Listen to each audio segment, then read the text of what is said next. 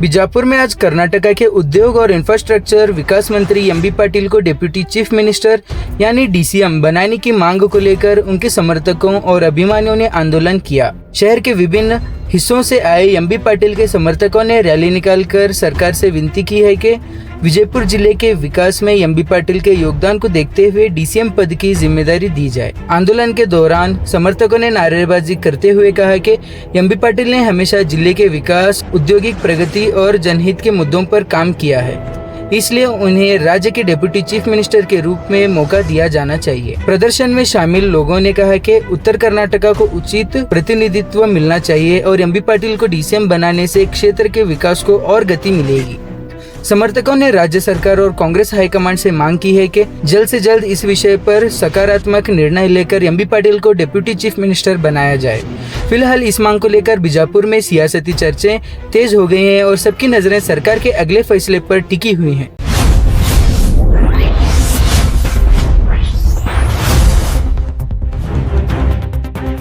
ಹಾಗೂ ದಾಚಾಳ ಸಾರವಾಡ ಗ್ರಾಮದ ಯುವಕರು ಎಲ್ಲರೂ ಕೂಡಿ ಈ ಒಂದು ದೀನ ನಮಸ್ಕಾರ ಕಾರ್ಯಕ್ರಮನ ಹಮ್ಮಿಕೊಂಡಿದ್ದೀವಿ।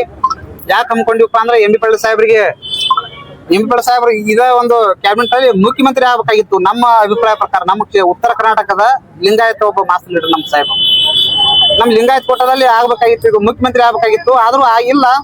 ಇಲ್ಲ ಡಿಸಿಎಂ ನಮಗ ನಮ್ಮ ಜಿಲ್ಲೆ ಕೊಡಬೇಕು, ಅದು ಎಂ.ಬಿ. ಪಾಟೀಲ್ ಸಾಹೇಬ್ರಿಗೆ ಅವ್ರಿಗೆ ಕೊಟ್ಟಿದ್ದೆ ಆದ್ರೆ ನಮ್ಮ ರಾಜ್ಯದಲ್ಲಿ ಅತಿ ಬದಲಾವಣೆಯನ್ನ ನಮ್ಮ ಯುವಕ ಮಿತ್ರರು ಕಾಣ್ತಾರು ಹಾಗೂ ಎಲ್ಲ ರಾಜ್ಯದ ಜನ ಬದಲಾವಣೆ ಕಾಣ್ಲಿಕ್ಕಾಗುತ್ತೆ।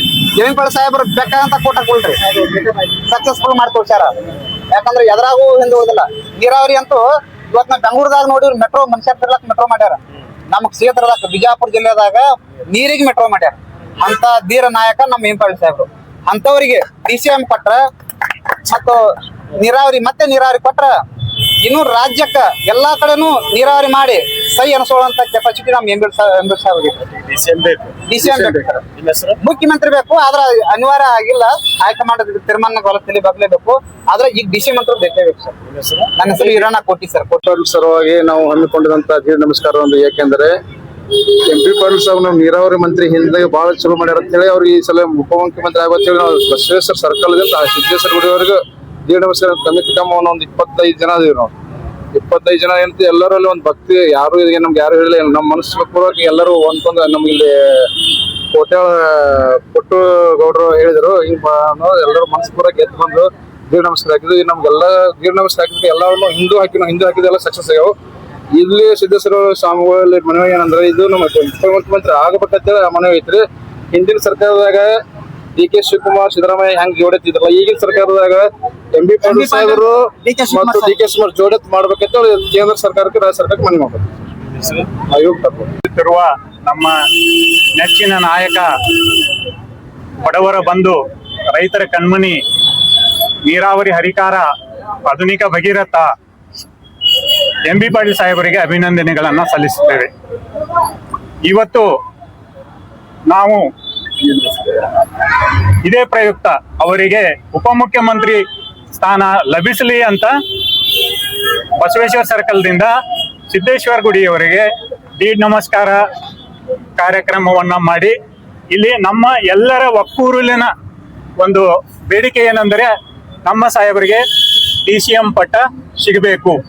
ಯಾಕಂದ್ರೆ ಅವರ ಒಂದು ಟ್ರ್ಯಾಕ್ ರೆಕಾರ್ಡ್, ಅವರು ಮಾಡಿದ ಕ್ರಾಂತಿ, ಯಾವುದು ಕ್ಷೇತ್ರ ತೋಳ್ ನೀವು ನೀರಾವರಿ ಮಂತ್ರಿ ಆದ್ರು ಇಡೀ ಬರದ ನಾಡನ್ನ ಒಂದು ಮಲೆನಾಡು ಮಾಡಿಬಿಟ್ರು, ಅಂತ ಒಂದು ಶಕ್ತಿ ಅವ್ರಿಗಿದೆ।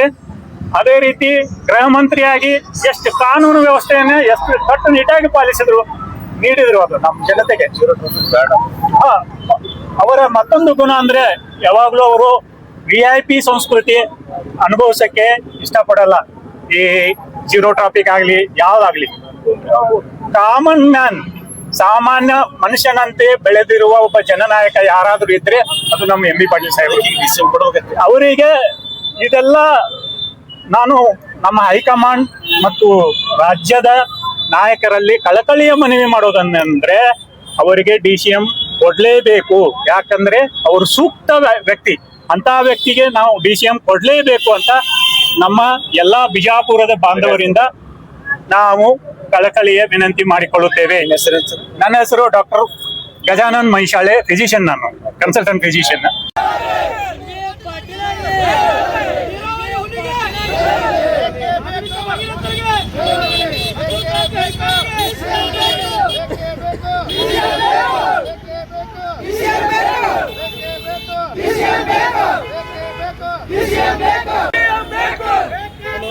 DCM